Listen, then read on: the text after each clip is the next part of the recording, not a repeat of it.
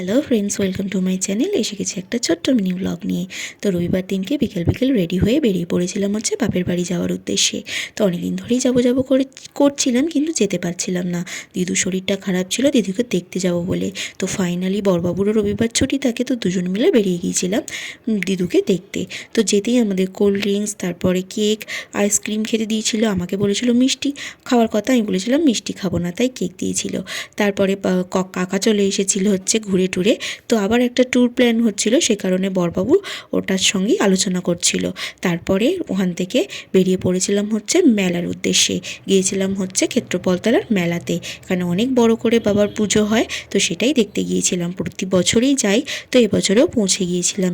এখানে দেখো কত সুন্দর, এরা সবাই মিলে বসে বসে বাবার গান গাইছে। খুব ভালো লাগছিল। আর ভীষণ প্রচণ্ড ভিড় হয়েছিল। মানে এখানে অ্যাজ ইউজুয়াল প্রতি বছরই ভীষণ ভিড় হয়, দেখতেই পাচ্ছ। আর এখানে দাঁড়িয়েছিলাম আমি।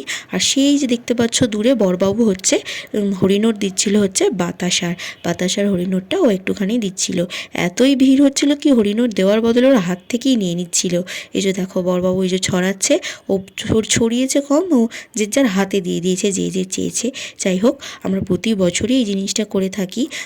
একটু হরিণের গিয়ে দিয়ে আসি, মনটা শান্তি লাগে। পুজোটা হয়তো সকালের দিকে দিতে পারি না, কিন্তু এই হরিণোটটা দিয়ে আসি। তারপরে এই যে মেলাতে যাওয়া মানে এই যে মেয়েদের কানের দুল কত কিছু বিক্রি হচ্ছিল। আমি এই দুটো জিনিস কিনেছিলাম, কিনে তারপরে একটু ঘুরে আবার বাড়ি চলে এসেছিলাম।